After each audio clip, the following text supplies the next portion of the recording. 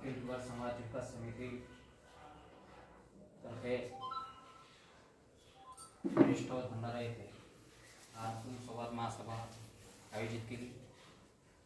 महासभेचे अध्यक्ष मनोज चिकेवर, प्रमुख पाहुणे शेंगडेजी, प्रमुख उपस्थित पावनकुळे, दुःखर सर, अलकाताई मिश्रा, प्रकाशजी कचरा, तर तसेच उपस्थित सर्व समाधान।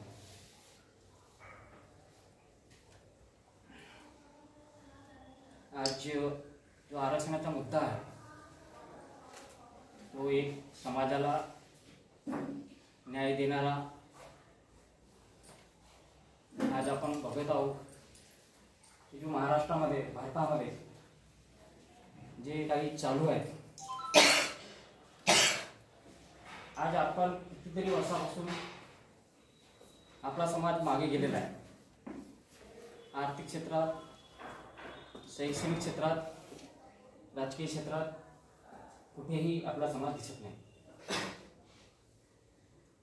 जेव्हा एक ते पुस्तक आपल्याकडे आली होती एपीजी धप्पाचार्य यांनी, ती मला वाटते आपल्या इथे काही कार्यकर्ते आहेत त्यांना सुद्धा ती पुस्तक मिळाले। जेव्हा ते पुस्तक मी वाचलो त्यावेळेला 1935 पासून आपला समाज भंडारा गोंदिया जेव्हा एकत्र होता त्यावेळेला अनुसूचित जातीमध्ये होता आणि तो स्वातंत्र्य मिळाल्याच्या नंतरही 2 वर्ष पुन्हा आपण आरक्षित म्हणजे एसी समाजामध्येच होतो।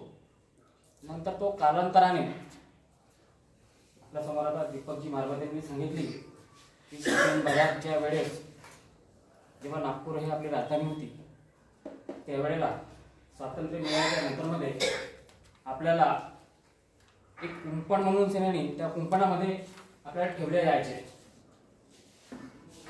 परंतु याचे आपण वाचनच केलेले नाही। का बरं आपल्याला ठेवण्यात गेले? कारण आपल्या समाजाला मासेमार म्हणून सेनानी एक तलाव जसे होते, आपले बांधव तलावावर मासोळी मारायला जात होते, त्यावेळेला लक्षात आलं की नाही हा समाज थोडासा आता कुठेतरी सुधरत आहे आणि जर का हा सुधरला तर हा आपल्या उरावर येऊन बसेल म्हणून आपल्याला त्या कुंपणात ठेवले गेले।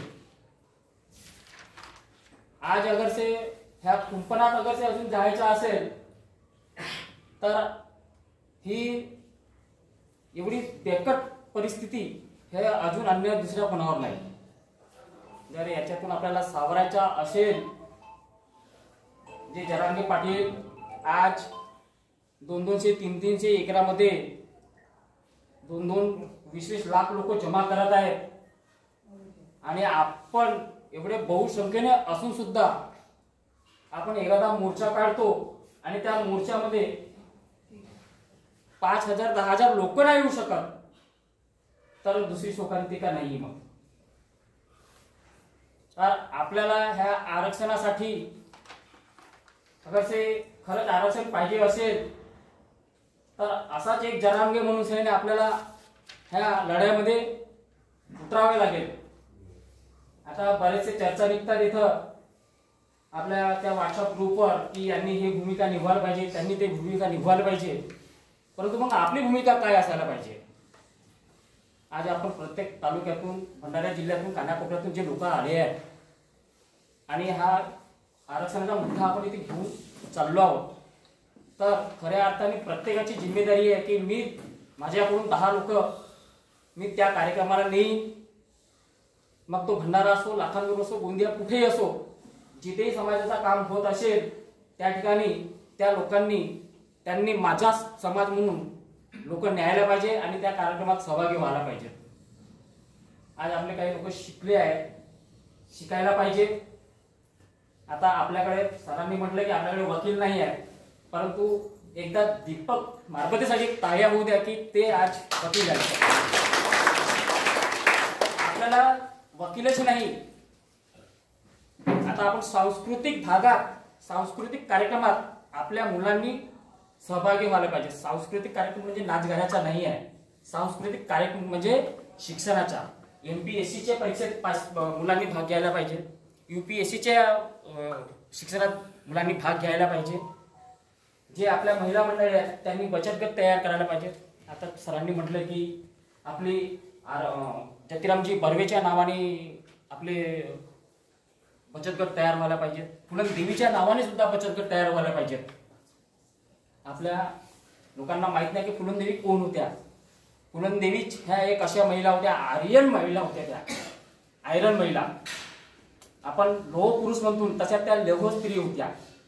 त्यांच्यावर जे अत्याचार अन्याय झाले, आज आपल्याला आरक्षण असता तर त्यांच्यावर तो अन्याय झालेला नसता. मित्रांनो, आज मी जास्त बोलण्याची मला काही खूप सारे बोलायचे आहे, कारण की माझ्या मनात जे तळमळ आहे समाजाविषयी. मी एकलव्य सेनेमध्ये जेव्हा काम करतो, गावागावांमध्ये फिरतो. आता तुम्ही मला नवीनच बघत असाल, कोणी माझ्यासमोर नवीन लोक आहेत काही, परंतु मी तुमच्यामध्ये काही नवीन नाही आहे.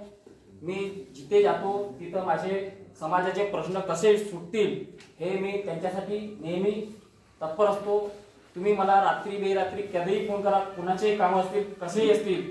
आज आमचे एकलव्य सेनेचे जे काही आणि जे जीवन समाजाचे काही कार्यकर्ते आहेत, आपल्या घरकुलासाठी मागण्या करतात, शिक्षणासाठी मागण्या करतात. आपल्या समाजासाठी आपले जे समाजाचे मुलं आज जे 72 वसतिगृह मिळणार होते ते आतापर्यंत 72 वसतिगृह सुरू झालेले नाही आहेत. त्या 72 वसतिगृहामध्ये एका वसतिगृहामध्ये आपल्या समाजाचे कमीत कमी 35 मुलं राहणार आहेत. त्याच्यामध्ये 100 पैकी आपल्या समाजाचे म्हणजे NT प्रवर्गातले 35 मुलं मुली राहणार आहेत. तर मित्रांनो, एवढंच सांगतो. आज आपण ह्या आरक्षणाचा मुद्दा खूप सुंदर आहे आणि याच्यामध्ये सर्वांनी सहभाग व्हायला पाहिजे. एवढेच बोलतो आणि थांबतो. जय हिंद, जय महाराष्ट्र. धन्यवाद उके साहेब.